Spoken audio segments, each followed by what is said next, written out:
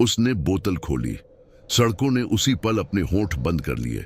विक्रम घुटनों तक की ठंडी हवा में खड़ा था और सामने की गली कुछ ऐसा दिख रही थी जैसे तस्वीर से कटकर अलग हो गई हो।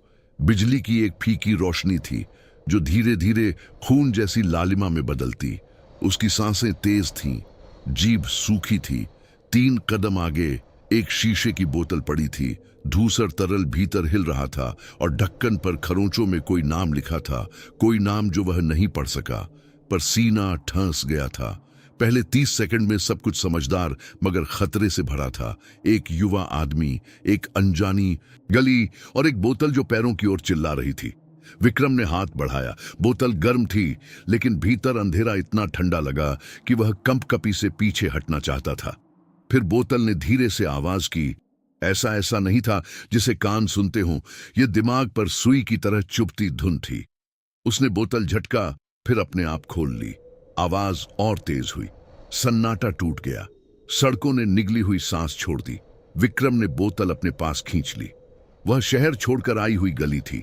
लोग नहीं आते थे। यहां आने वाले लौटकर कभी नहीं बताते थे। यह वह सड़क थी जिस पर रात के बाद एक और रात होती थी। घरों की खिड़कियां जैसे पलकें बंद रखती थीं। दीवारों पर पुरानी बातें लिखी थीं, पर वे शब्द रुक रुक कर बदलते दिखते थे। बीच बीच में दीवारों से आवाजें उठती, फुसफुसाहटें जो उसका नाम लेना शुरू कर देती। विक्रम ने महसूस किया कि उसे बुलाया जा रहा है, पर किसने बुलाया ये पता नहीं था।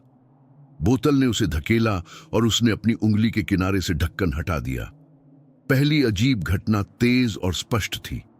बोतल से उभरती धुंध ने एक चेहरा बनाया, न तो पूरी तरह मानव, न पूरी तरह धुंध। चेहरा उसके सामने टपकते पानी की तरह फटता और फिर जुड़ता। वह बोतल ने पूछा नहीं, उसने कह दिया, मैं तुम्हें लौट दूंगा। शब्द उसके कानों में नहीं आए, उनके भीतर रहे। विक्रम की हड्डियां जकड़ गईं।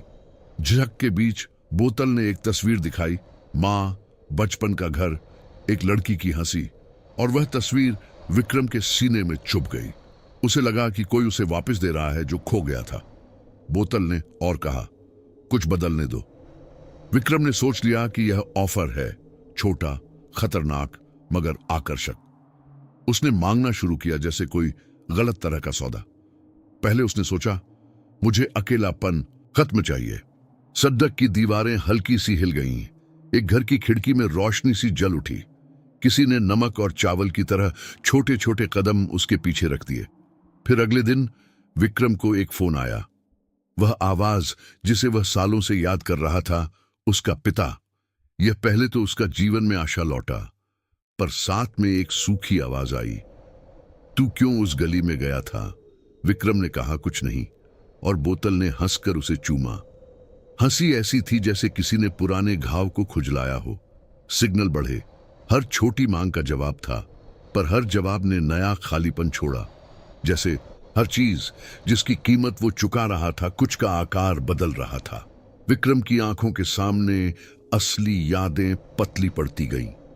वह जिन चेहरों को पहचानता था, वे धीरे धीरे फीके होते जा रहे थे। उसके दोस्तों ने उससे दूरी लेना शुरू कर दिया, पर न जाने क्यों उन्हें यह सब स्वाभाविक लगा, जैसे किसी ने उनकी यादें सुधार दी हों। रात के समय जब वह सोता, उसे सपना नहीं आता था।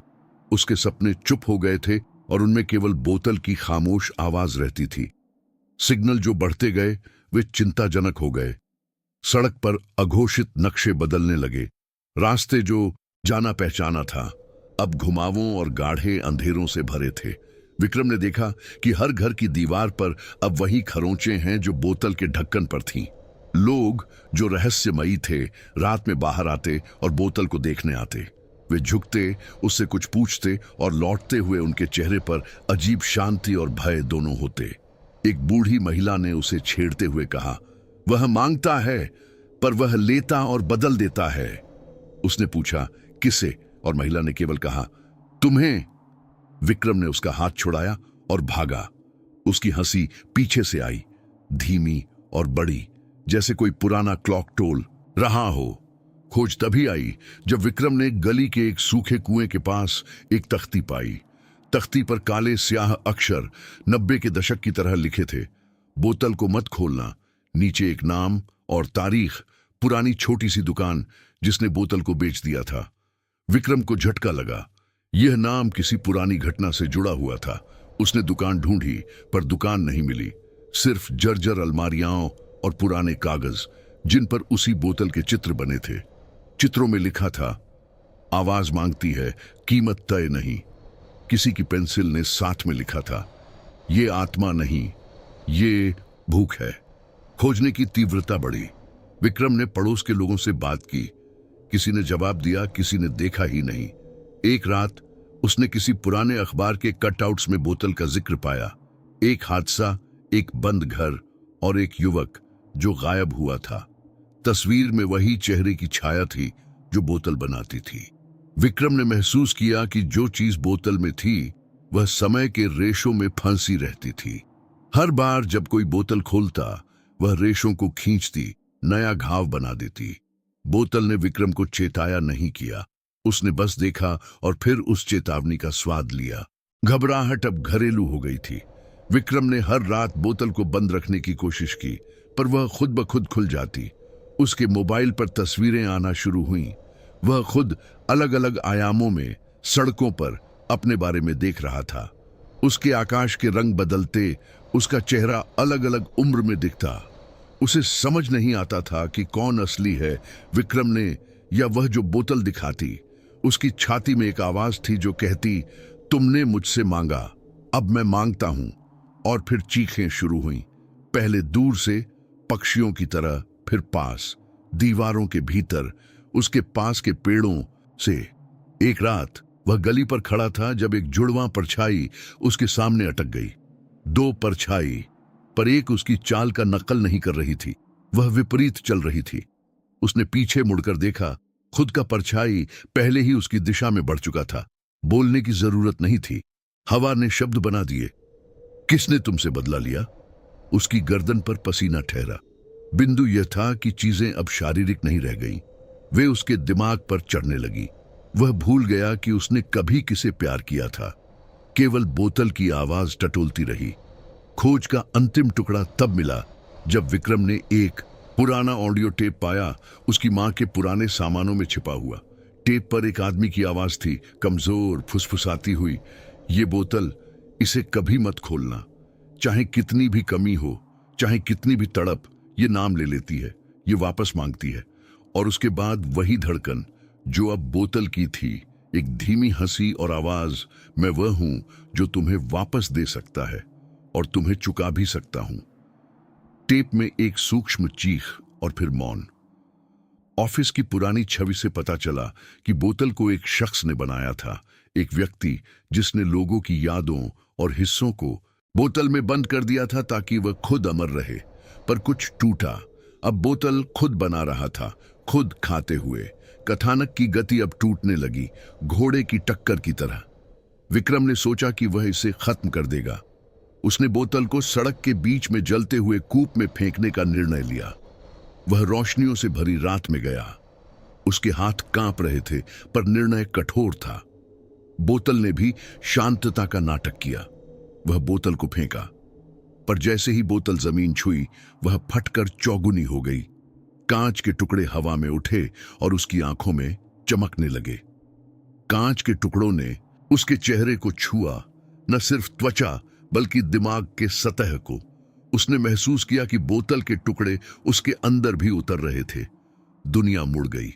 उसने जमीन पर खुद को पाया, पर जमीन की दिशा उल्टी थी। ऊपर से आवाजें आ रही थीं।